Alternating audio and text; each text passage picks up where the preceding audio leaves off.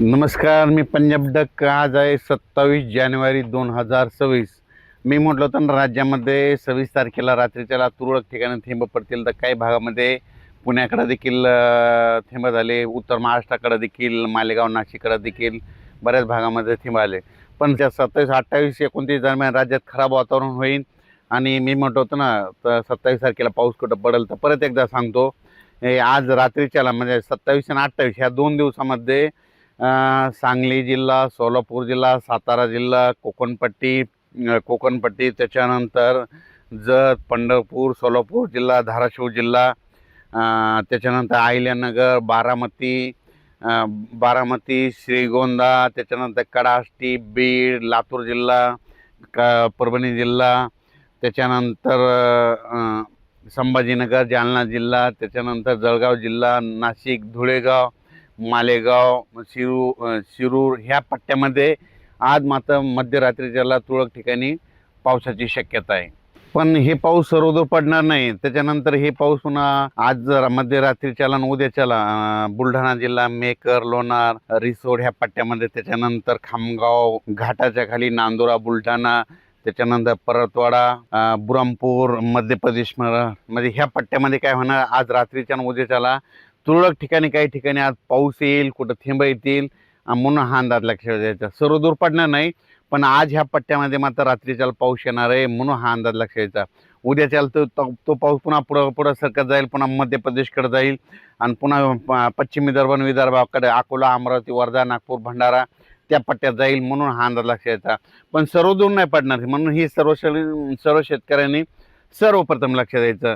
फक्त भाग बदलत आहे, तुरळक ठिकाणी पडणार आहे, म्हणजे मोजक्या ठिकाणी पडलेला असेल म्हणून हा अंदाज लक्षात यायचा. त्याच्यानंतर इकडं अहिल्यानगरकडे शिर्डी, त्याच्यानंतर आता बारामती ह्या पट्ट्यात देखील काय होणार आहे, आज मध्यरात्रीचा चांगले थेंब देखील येणार आहे. वीट उत्पादकांना सांगू इच्छितो, तुम्ही दुपारनंतर तुम्ही तुमच्या विटा झाकून घ्या.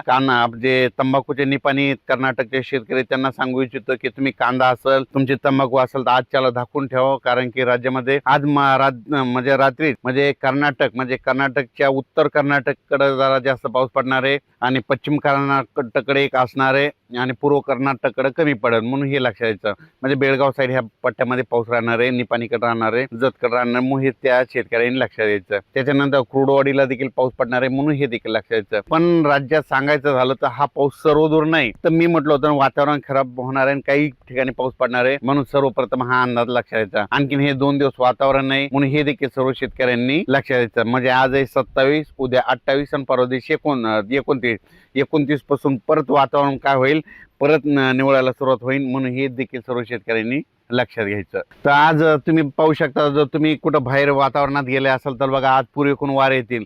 पूर्वेकडून जोराजोरानं वारे आले, वावटूळ आली की समजायचं असं या 2-3 दिवसात पावसाचं वातावरण आहे म्हणून हे निसर्गावर पिकलतं.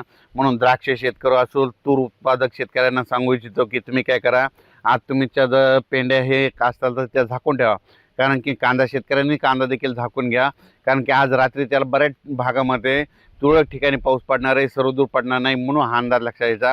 ह्या पावसामध्ये पाऊस जास्त नाही पडणार पण त्याच्यामुळे मात्र वातावरण मात्र धुळीचं प्रमाण असणार आहे म्हणून हे देखील अंदाज सर्व शेतकऱ्यांनी लक्षात घ्यायचा. द्राक्ष बागायतदार व डाळिंब शेतकऱ्याला सांगू इच्छितो की वातावरणात धुळी असल्यामुळं तुम्ही आज रात्रीच्याला पाऊस येत असल्यामुळे तुम्ही कोणतं औषध पाऊस येण्याच्या अगोदर तर मारू शकतात ते मारून घ्यावे म्हणून हे द्राक्ष शेतकऱ्यांनी हे देखील खास करून अंदाज लक्षात घ्यायचा. डाळिंब शेतकऱ्यांनी हे देखील अंदाज लक्षात घ्यायचा.